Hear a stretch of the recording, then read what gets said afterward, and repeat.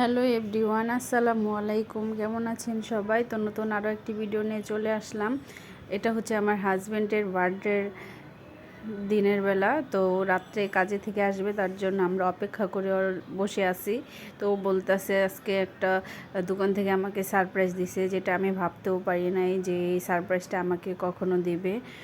তারপরে এখানে আমরা সবাই তো বসে আছি ওর জন্য, যেহেতু আমরা আগের দিন রাত্রেবেলা কেক এনে কাটতে চাইছিলাম। আমার হাজব্যান্ডের আবার কেক একদমই পছন্দ না, তো আমরা কেক এনে তাই কাটি নাই। সেই জন্য তো আমরা রাত্রেবেলা একটু নুডলস খেয়ে বার্থডে সেলিব্রেট শুরু করে দিয়েছিলাম।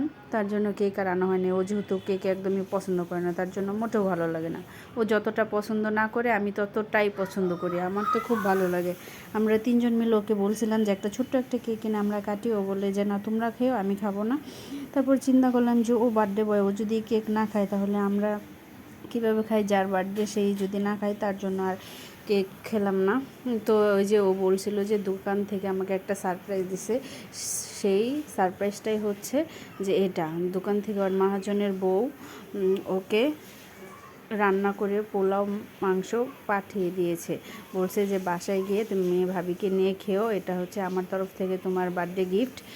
ওকে কেক কেটে সেলিব্রেট করতে চাইছিল ওনারা, তো একদম কেক পছন্দ করে না, সেই জন্য আর কেক এনে কাটে নাই। তার জন্য রান্না করে পাঠিয়ে দিছে যে বাসায় গিয়ে তুমি ভালোভাবে খেও, সমস্যা নেই।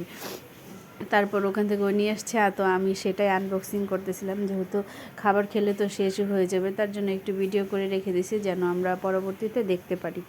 তো একটা মানুষকে যদি একটা মানুষ ভালো নাই বাসে, তার জন্য কেন এত কষ্ট করবে? তার মানে বোঝাই যায় ওকে কতটা ভালোবাসে। সেই জন্য ওর জন্য কষ্ট করে রান্না করছে, রান্না করে আবার বাসায় পাঠিয়ে দিছে। তো আমার হাজব্যান্ডকে ওনারা অনেক ভালোবাসে। তারপর কি আর বলবো, ওনাদের কথা তো বলে শেষ করার মতো না। ওনারা আসলে একটা খুব ভালো মনের মানুষ। শুধু এই খাবার দিছে বলে বলবেন সেটা তার জন্য না, সব দিক দিয়েই ওকে অনেক সাপোর্ট করে, অনেক ভালো মনের একটা মানুষ। তারপরে যে সেটাই আমি দেখাচ্ছিলাম, খুলে আপনাদেরকে একটু ভিডিও করে রেখে দিলাম যে এটা থেকে যাবে। তাই ওখানে আমার ভাই আর আমার বোনও আসছিল আমার হাজব্যান্ডের বার্থডে উপলক্ষে ওকে সারপ্রাইজ দেওয়ার জন্য। আগের দিনই চলে আসছিল, ও তো ভাবতেই পারি না। আমি ঘরের জন্য এগুলো রান্না করছিলাম, তো লাস্টে দেখি ভাই আর ভাবি এগুলো রান্না করে পাঠিয়ে দিছে। তো কি আর করার, এখন শুনেন, আমি আমার ভাই বোন ওরা চলে যাবে।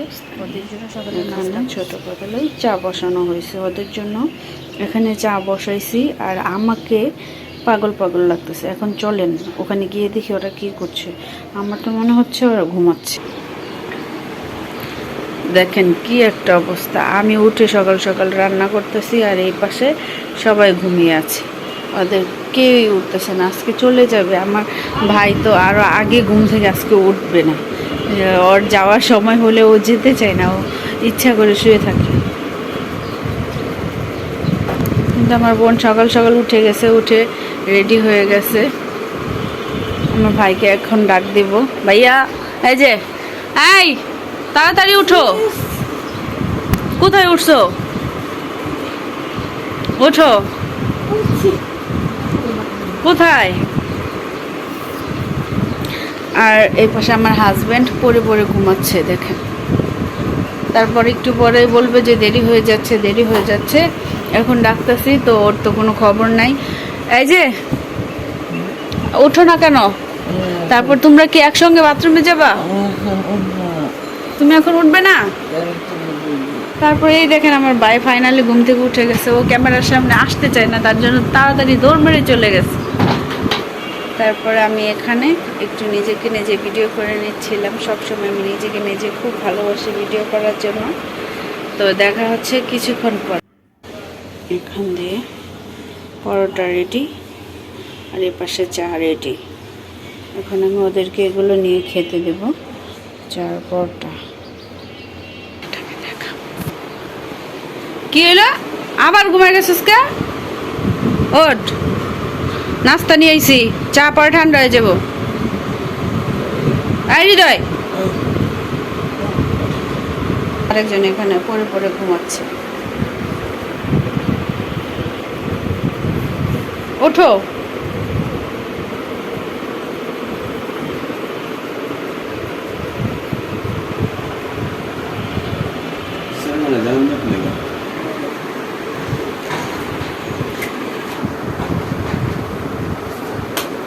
খাওন দিয়েছি তো করে প্রমাণ না হোক না পরে তো করে আমি খাই আই নাই তখন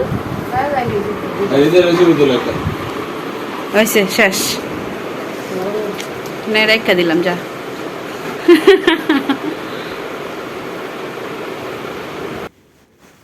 কাহিনী করলাম মনে হয় যে 30 টাকার কাছে 30 লাখ টাকা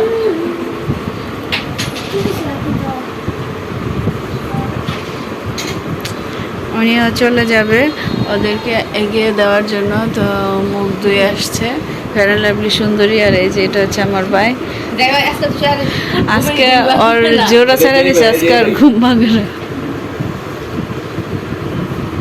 আমার ভাইও একদিন বড় হইব তখন পচাইব তখন তুমি বুড়ো হয়ে যাবা আমার বই বুড়ো ঘর চুল দিয়ে পাকা পাকছে মানে চালাতে ভালো না লাগে না কি যদি বানাইছে মাঝে মাঝে জ্বরে ভোগ হয়ে যায় ডিব্বার দুধ শেষ ডিব্বা কাচ্চা বানাইছি এর লেগা ভালো হয়েছে ডিব্বা কাচ্চা বানাইছি হ্যাঁ আমি অবশ্য চুমুক দেখাইলে বুঝতে পারবো আমার বোন বিদায় মুহূর্তটা আসলে অনেক কষ্টদায়ক তাই আমি সবাইকে বলবো আমার বাসায় তোমরা কেউই আসবা না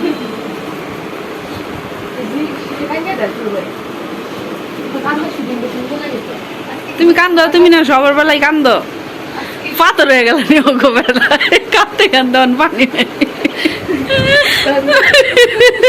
বলি যে চোখে পানি চুল লাগাই দিতাম সুন্দর মতো হৃদয় কান্দতে আছে তো লিগা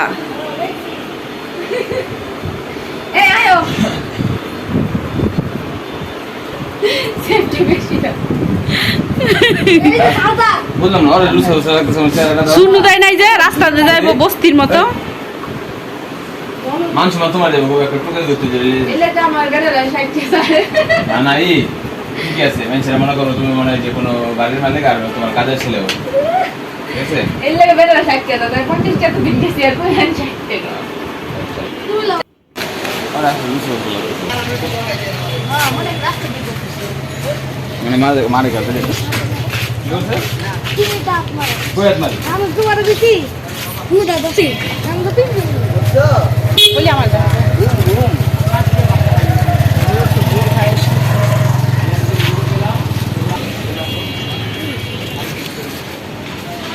টিস টিস টিস টিস যাও আই যায় ফোন দিস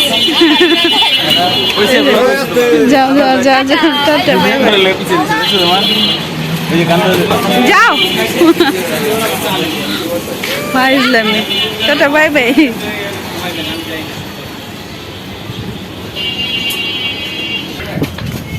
এখন চলে যাচ্ছি বাসায়